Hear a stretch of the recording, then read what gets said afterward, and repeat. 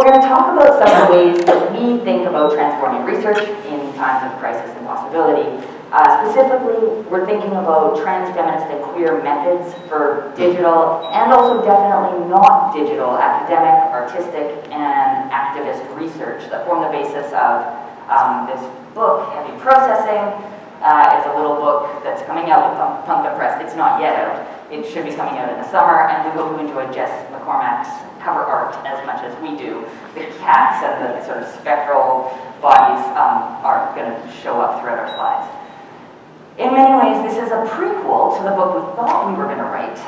The research and writing started in the late 2000s, early 2010s, as a jumble of feelings that fomented while we sat through digital methods workshops in digital humanities, internet studies, information studies, conferences, and classrooms.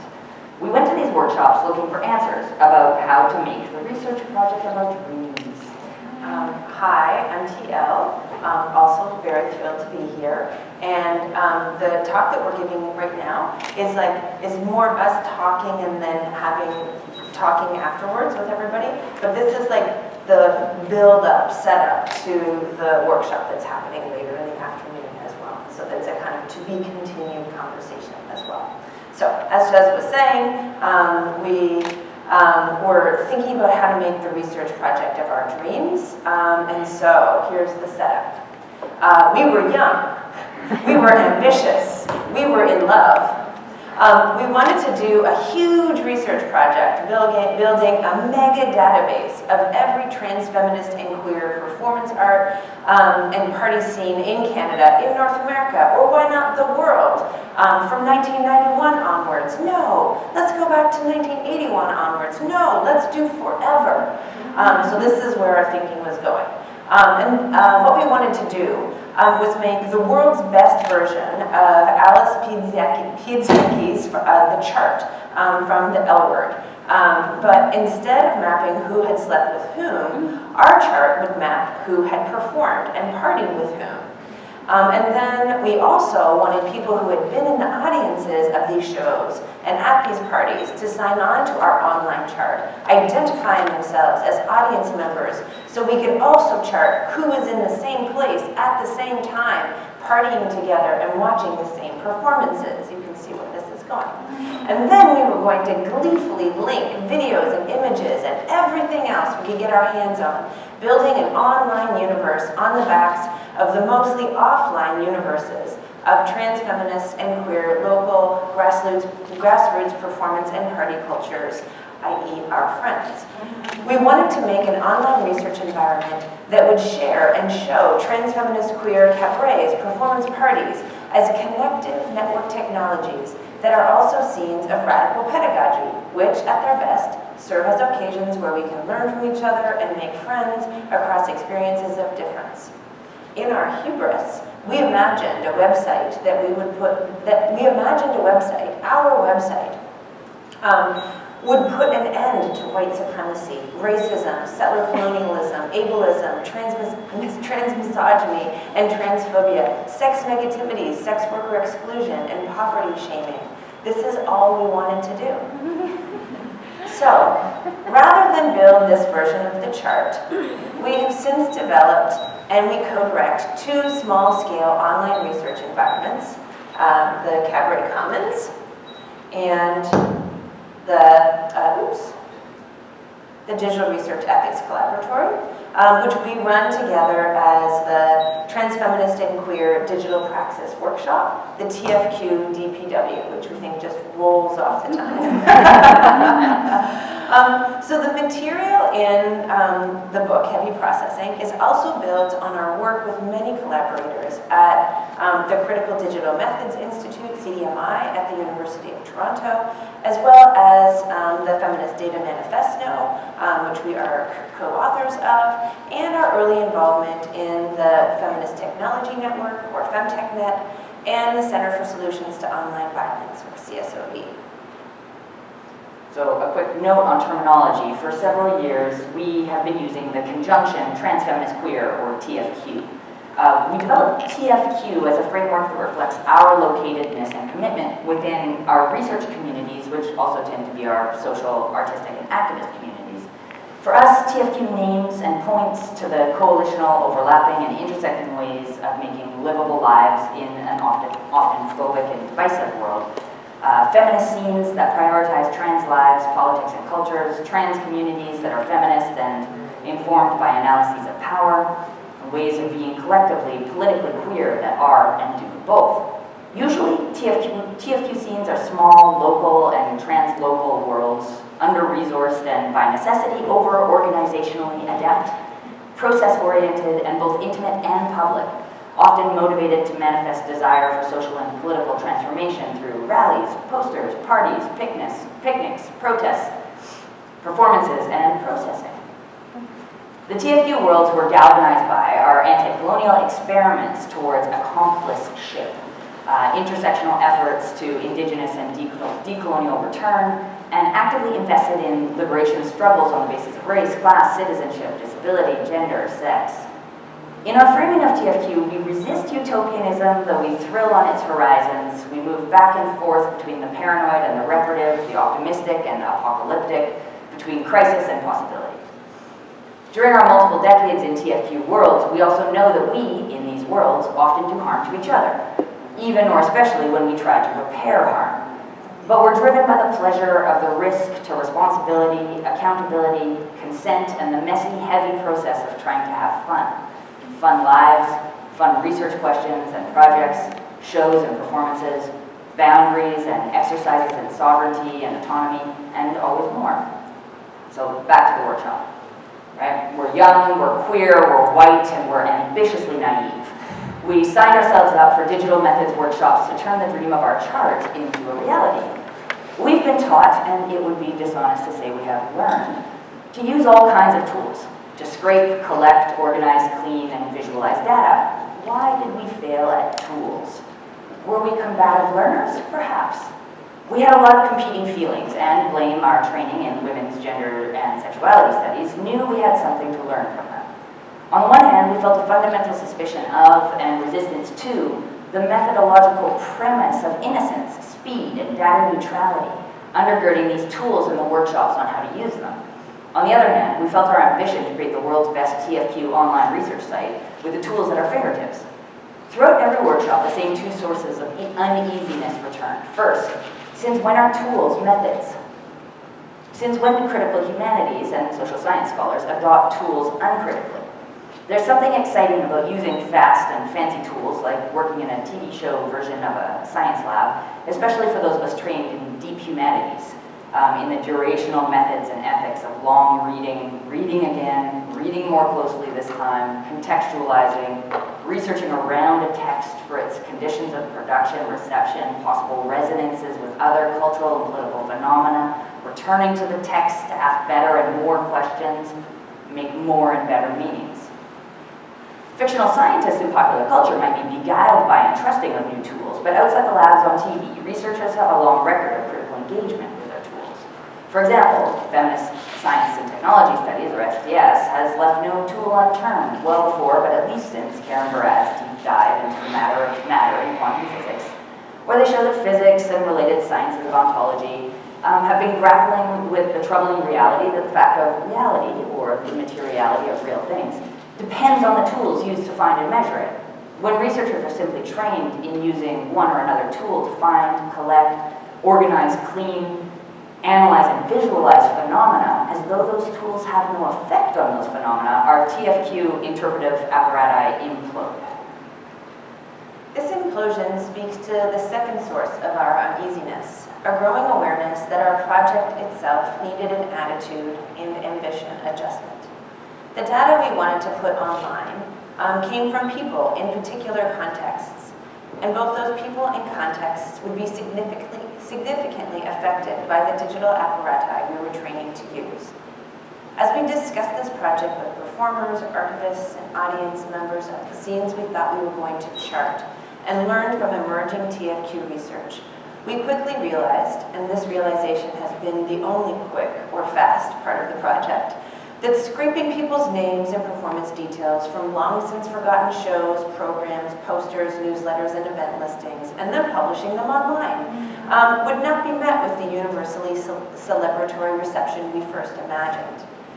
Many of the people we talked to expressed serious concerns about having their participation in these scenes charted online, even though these details had previously been made public through various promotional media.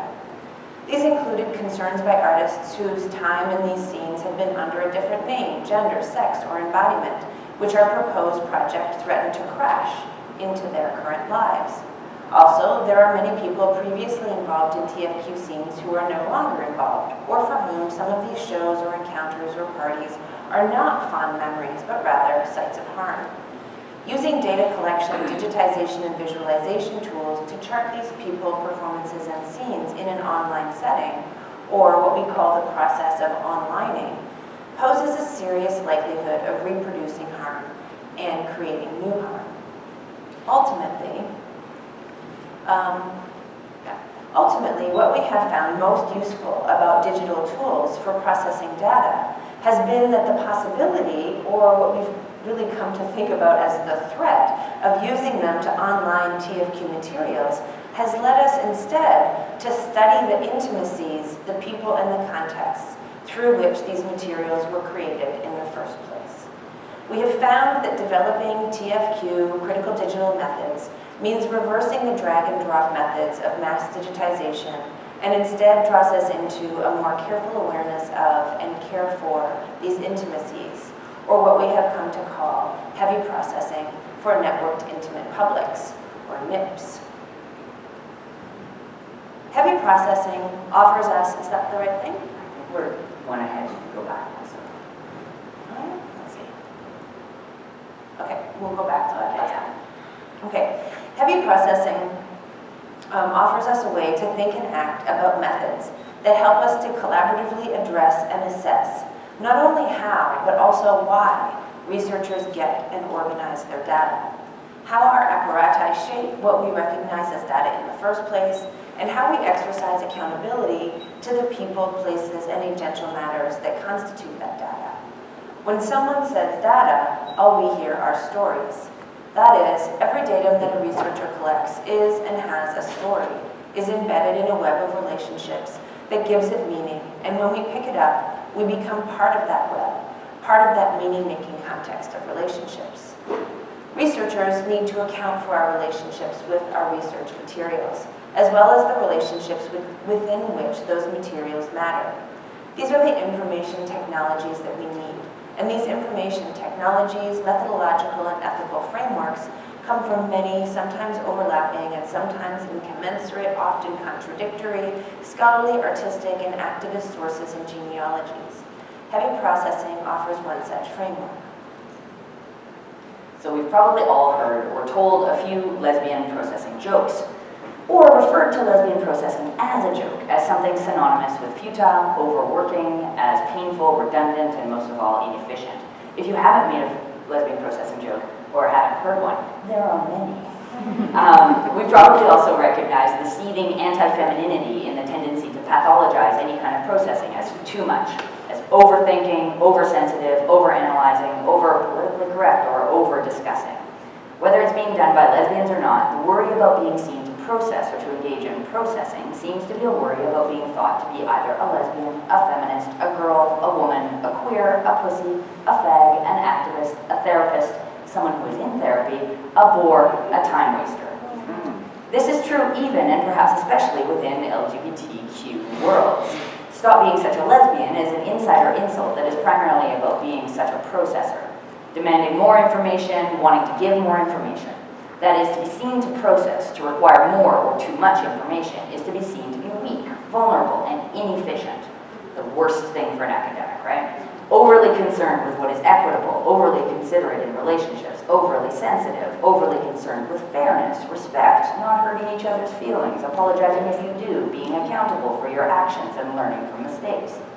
To be concerned with process usually means gaining a reputation for being a humorless pain in the ass, we can think of Ahmed's Killjoy, who just wants to talk about how everyone is feeling, who is difficult to work with and takes everything too seriously. Lesbians hurt each other and others. But still, lesbian processing has a reputation for a reason. Heavy processing lands as a joke, not joke. When folks share the experience of processing conflict as an agonizing yet strangely pleasurable and hilariously dogged group commitment to what Lisa Henderson, writing about Rose Trosh's 1994 film Go Fish, calls the lively cultural universe of lesbian existences, a universe which is nonetheless still inconsequential to most people who are not in it. Those who are not in it may not have noticed the spate of cleverly written articles published during the first wave of COVID-19 stay-at-home shelter-in-place protocols in Canada and the United States, quipping either that lesbians were particularly adept at and were finding pleasure in these protocols, or the protocols were turning everyone into lesbians. In one entitled Quarantine Pro Tip, Go Get Yourself a Lesbian, Jill Gutowitz lists the lockdown skills the lesbian has to offer, including, of course, processing. Need to process? Sweet. Let's do it for weeks straight without interruption. Our tolerance for trauma is way up there. The article, published in Bustle, features an image from Mae Martin's Netflix series Feel Good, with two white lesbians snuggling in a bed surrounded by strings of lights, Lesbian Interiors 101. One of them awake, tormented by all the feelings. In addition to processing, which Gutowitz files under emotional support, the article also claims that lesbians are great at hoarding, giving you books, MacGyvering, and sex toys. Like all humor that leans into lesbian cliches, the joke is really that only a pandemic could make being good at lesbian things attractive to the bored and angsty, housebound heterosexual. It's almost as if the pandemic forced everyone to suddenly appreciate the lesbian skill set for attending to the traumas of rapacious patriarchal capitalism. Processing is not just a couples thing, nor just a pandemic thing. While cybernetic computational logics and rhetorics have been adopted by every scholarly field from biology to literary studies, physics to political theory, over the past 30, 50 years, it seems time that some distinctly anti-cybernetic lesbian information technologies are brought to bear on digital cultural studies. Heavy processing is at once software and hardware, motherboard and operating system. An information processing system that took roots in the 1960s and 70s lesbian feminist consciousness raising, offering a method of information processing that steadfastly refused or ignored the prevailing logics of the computational information era in which it is historically coterminous. Our interest here is to attend to heavy processing as a lesbian-leaning TFQ method of being together and not always doing it well, and to identify this as one genealogy for the many calls for better processing, better information politics, and contemporary justice-oriented, transformed, and transformational research methods. Rather than researching forward towards a product or the finish line of a project, when you're into heavy processing, you find yourselves just as often researching backward, directing your inquiry to the research questions themselves. Because it is oriented to always finding more perspectives, angles, feelings, relations, objections, supports, stakeholders, contexts. Heavy processing is, I think we're right there. Heavy processing is a technology of information gathering rather than management of big data where every single data is understood to come from somewhere worth learning from. For heavy processing, there is no such thing as TMI, too much information. Only NEI, not enough information. Heavy processing might be understood as a maximalist research method. I'm just looking at it's up there. Okay, a maximalist research method consistent with the long and proud lesbian feminist tradition of making a mountain out of a molehill.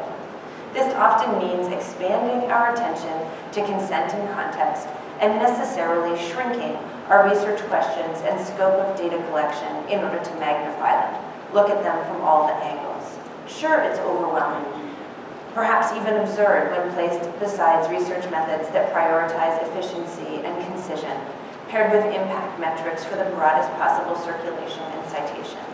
Being open to what we might find when we make such a big deal out of something is a careful and curiosity-based method. In the 5th season, the first book of the Broken Earth trilogy, N.K. Jemisin imagines a subterranean community called Kastrima, a hidden place that's built and sustained by the energies and skills of the most powerful, reviled, and thus most endangered specimens of humanity, the origins. From the surface, Kastrima is invisible, buried below ruins. In a chapter titled Here Among Friends, our main character, Essen, and her weary traveling companions, Tonki and Hoa, arrive at Castrima, seeking a place of refuge, the place with all the origins. Essen, herself an origin, observes with disappointment and worry that the place seems abandoned. It doesn't even appear to be a calm or a community. The road, she says, vanishes completely near the middle of town, and you can't see anything here. It appears to have no way of protecting itself. Worse, she says, it doesn't have a wall. Not a stone pile, not a wire fence, not even a few sharpened sticks jabbed into the ground around the town perimeter. All the buildings are in wildly varied styles. These varied styles concern her because, she says, this calm's visual message is confusing, uncaring maybe, something you can't interpret. She asks her companion Hoa, "You sure this is the right place?" These surface ruins turn out to be an architecture of safety. When Ika, Castrima's head woman, invites the travelers into the marvelous, glowing crystal, underground built environment of Castrima, they make the paradigm shift then. Jemison writes, "The abandoned village up there is the calm wall, camouflage rather than barrier." Essen's description of finding Castrima might sound familiar to anyone who has tried to find the queer bar in an unknown town or city, being a traveler and finding that bar called Prism, or the feminist bookstore, or the trans-friendly shopping area in a strip mall, or a rundown, nondescript, frankly shitty little spot that looks like nothing at all from the outside. Jemison conjures the feeling of being welcomed into the secret inner world that sparks this place into life, of seeing what has been and is being built by the people who make it, protect it, and keep it running. To the uninitiated eye, Castrima looks cluttered, chaotic, disorienting. It makes no sense. But Ika explains, "This is what we're trying to do down here in Castrima. Survive, same as anyone. We're just willing to innovate a little." An underground city without oxygen, constructed from unmalleable crystal that shatters, is not, as Essen and her travel companions understand it, possible. Only when Essen begins to learn how decisions get made and resources shared, does she realize these inner workings are built on trust, mutual aid, reciprocal responsibility, that these relationships are the technological structures that make Castrima inhabitable. It's not only the crystal that glistens and glows, Jemison writes, there's a structure in Castrima that glitters. Castrima's glittering technology of survival, which might appear from the outside as confusing, chaotic rubble or just nothing, strikes us as a brilliant description of an analogy for what we have come to understand as networked intimate publics. Those networks of intimate accountability that form a small world or inward-facing public in order to practice and to prepare ourselves and our work for the big world or outward-facing public. These are durational collective inquiry practices that precede and make possible TFQ scholarly, artistic, and activist work. Like heavy processing, our concept of NIPS also started as a sort of a joke, a throwback to the 2004 Janet Jackson and Justin Timberlake Super Bowl Nipplegate. Hide your nips is one of our favorite research slogans. In the wake of the 2018 introduction of the sex worker and trans and queer targeting SESTA-FOSTA laws in the United States, even a glimpse of female presenting NIPS gets banned from YouTube and most social media platforms with suddenly revised community guidelines that effectively outlaw TFQ communities' accustomed terms of use. Tumblr's refusal to embrace itself as a trans technology, despite its massive and loyal user base of trans people posting transition photos, stories, and other trans lifelines, makes us even more pro-NIPS than we already were. Amidst the banning of nipples and the generalized trans and racist misogyny against female-presenting online existence, we need the technologies of TFQ NIPS developed well before the internet to help us navigate online life, scholarly, artistic, activist, and otherwise. We consider the Castrima-esque inward-facing and outward-facing orientations of heavy processing in the context of digital culture and increasingly compulsory networked publics. Instead, we focus on the rigors and pleasures of TFQ, artist, activist, and scholarly networked intimate publics. Artist, activist, and academic works are uniquely focused simultaneously on intimate, inward-facing critical practices like getting to know each other, drafting, rehearsal, review, building trust, having disagreements, being corrected, learning how to listen, meeting, processing, and protocol building, and on outward-facing critical practices like public exhibition, demonstration, performance, intervention, and publication. NIPs run on methods of heavy processing, and heavy processing relies on building and cultivating NIPs. You can't have one without the other. While NIPs, as intimate units of research, desire, trust, and accountability, far precede the internet, one of the reasons we most need NIPs now is to help us account for the pressing digital conditions of academic, artistic, and activist life. That is, our lives and our works are enmeshed in conditions of network digital culture. Whether we use the internet or not, the internet is always there to use us. We cannot think of any outward-facing work that is safe from the internet. Every book, article, performance, talk, screening, exhibition, or even the less obviously outward-facing materials of email, text message, Google Documents, voice messages, lecture, and seminar run the risk of showing up in either predictable or unexpected contexts online. NIPs are a way for us to articulate the vexed relationship that TFQ scenes navigate between offline or not exclusively online, local-facing work, shows, flyers, posters, zines, books, and so on, and work that's made for the undifferentiated public of the internet. Many of the TFQ cultural modes and methods of taking care of each other and practicing accountability do not translate easily to the context-collapsing, public-facing internet. These modes and methods include, but are not limited to, expecting, practicing, protecting, and reveling in risky behaviors. Ideas, fashions, performances, politics, jokes, bodies, supporting but also challenging each other, fighting, hooking up and breaking up, going to that party or protest or meeting or cafe, even knowing your ex who you can't stand and who can't stand you will be there because you're less committed to avoiding that ex than you are to building and being built by these TFQ alter worlds, as the only way to imagine possibilities for surviving and thriving and fighting amidst the daily indignities and violence of regular public life. TFQ people have been compelled to both develop both a demand for and a wariness of public life, alongside a fluency with variegated strategies of concealment and protection as practices of care. Care of the self, but often even more, care of the companion, friends, and strangers building these TFQ worlds with, through, and for you. We tend to characterize heavy processing as decidedly inward-facing or small world-facing method. The long, slow, often painful, and often pleasurable work of building relationships outside of the public eye, which create the conditions of possibility for TFQ life in public, ideas in public, aesthetics in public. We see NIPs as the glittering, dirty, glowing, confusing, cluttered communication structures that help us mind and tend the gap between heavy processing, experimenting with analyses of tendernesses, vulnerabilities, fears, joys, anxieties, humiliations, risks, successes, and failures experienced and observed, and the public works we make from these analyses.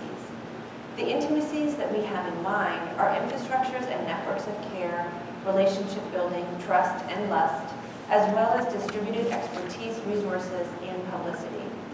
Most research on intimate publics and intimacy in digital culture focuses on expressions of intimacy that have already been made public, how people use network technologies to express and create intimacies, and how these technologies capture and capitalize on these intimacies.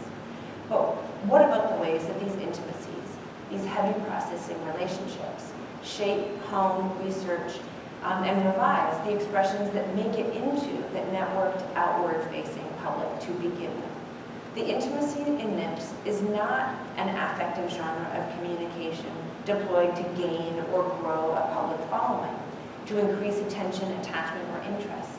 Instead, we mean intimacy as a set of specialized skills, information technologies, or infrastructures for fostering and building desire for and pleasure in accountability. For many TFQ NIPs, prioritizing and practicing this intimacy means reducing or scaling down a public presence and turning inward exactly when a project, organization, profile, or artistic practice is gaining public traction or has sped up or scaled up in a way that, as the Allied Media Conference puts it, risks growing for the sake of growth and out of alignment with the heart of who we are. We participated in the AMC for 2 years with FemTechNet and Situated Critical Race and Media's collective network gatherings. We watched with awe as, after 20 years of producing an annual gathering for, quote, a network of media makers, artists, educators, and technologists working for social justice, the Detroit-based AMC announced in 2018 that it would be taking a year off, or what they called a chrysalis year. The conference, started and run by radical TFQ anti-racist media activists and artists, has been growing every year and had never limited registration to that point. In 2018, AMC found itself with 1,000 more registered participants than it had the year before, totaling that year 3,000 people at the conference. The collective refused to allow AMC to become an organization that is too big to support the communities it sets out to support, primarily Detroit-based TFQ people of color working as media artists and activists and their networks.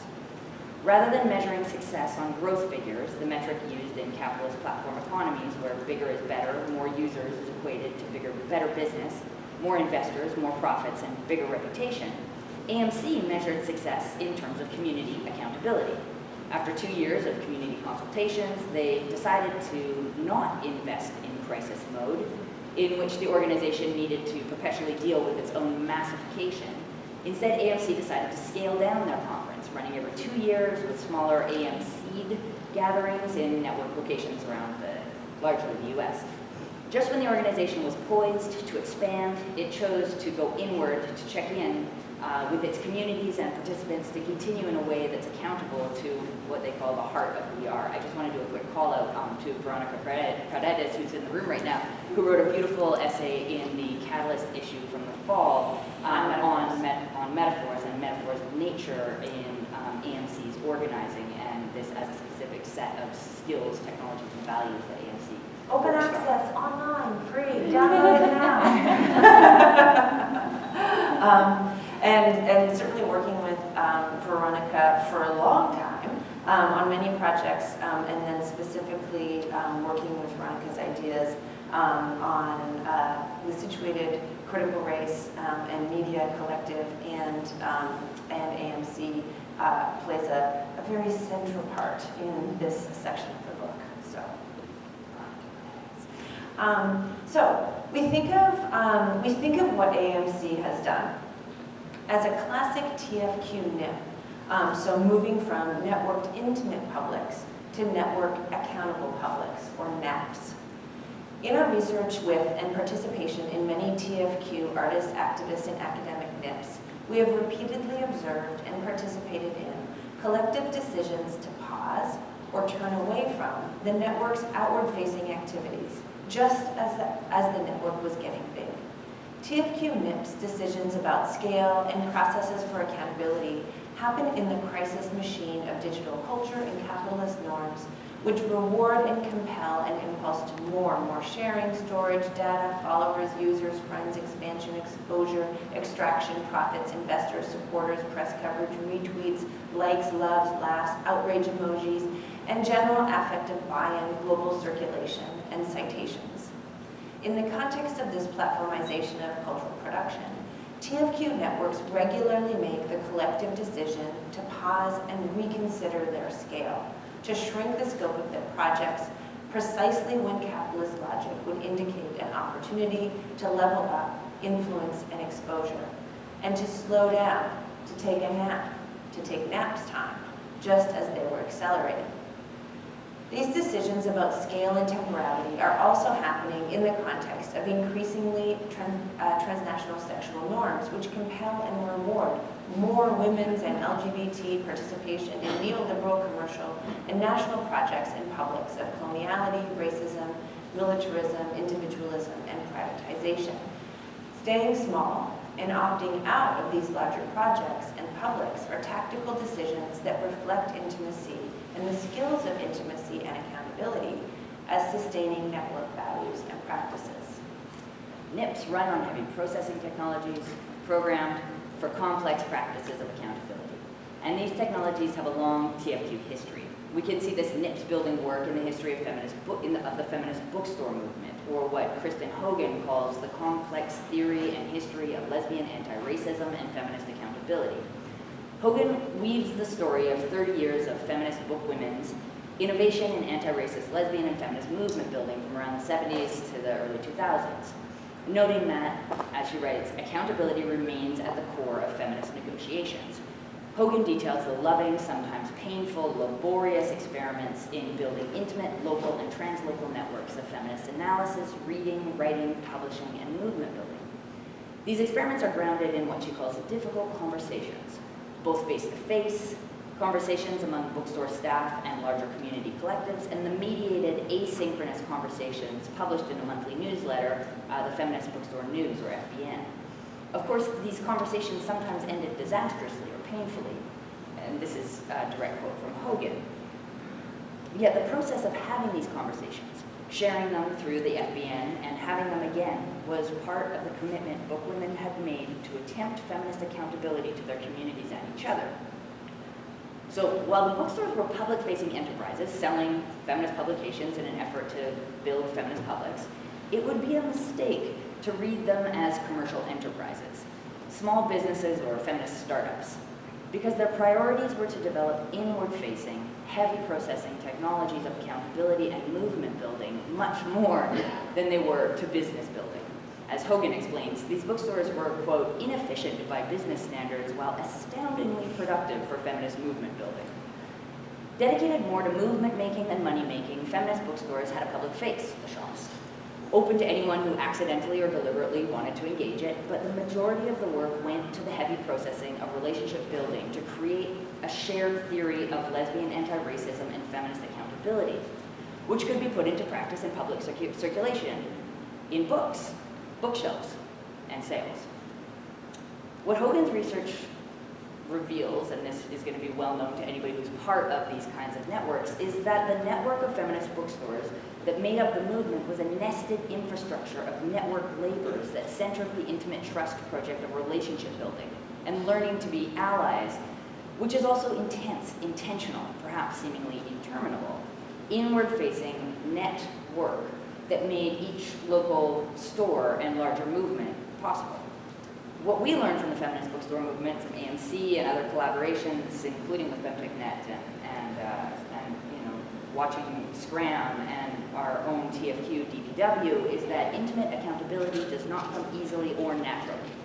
It is not a given when people come together with the intention of working towards TFQ, anti-racist, anti-colonial CRIP, and or anti-capitalist goals. Instead, intimate accountability is the aspirational product of technologies of heavy processing. And these technologies both build and rely on NIPs for their functionality. Again, NIPs are the infrastructures that glitter. At different times, for different reasons, a NIP might be dedicated to this or that outcome, producing a conference, launching a website or a digital archive, publishing a book, running a bookstore. But its primary and only consistent goal is producing the skills, expertise, desire for, and pleasure in intimate accountability. And as Anne Russo explains in her book, Feminist Accountability, Disrupting Violence and Transforming Power, when the structure is built well, she writes, taking accountability can become something we yearn to do rather than something we run away from. Well, a great deal of academic research, and many of us in this room will be familiar with this. So a lot of our academic research across disciplines focuses on social problems and injustices happening outside the university. However, and this kind of comes to the point of one of the points of this gathering, I think, the majority of this research does not methodologically, structurally, or conceptually account for the paradox at the center of this research. That in spite of supporting some justice-curious research, universities and research norms themselves perpetuate inequity and reproduce injustice through their evaluative measures, real estate hoarding, and accrual of settler-colonial equity, creation of segregated town and geographies and economies, and so on. So we think of a NIP as a research design paradigm for located accountability inside and outside the university, which leads us to think about NAP's time, or networked accountability networked accountable or accountability publics, as slow and long, and sometimes low, slow and long incubators for accountability in the research we do, our relationships with other researchers, as well as our broader research communities. And we'll take up this more in the workshop later this afternoon. research, art, and activism in a digital environment means protecting our NIPS, where these heavy processing nodes of intimate accountability are the only tools and technologies worth investing in. As a model for networked intimate information and accountability publics, NIPS are, like the inverted world of Castrema, a survival structure.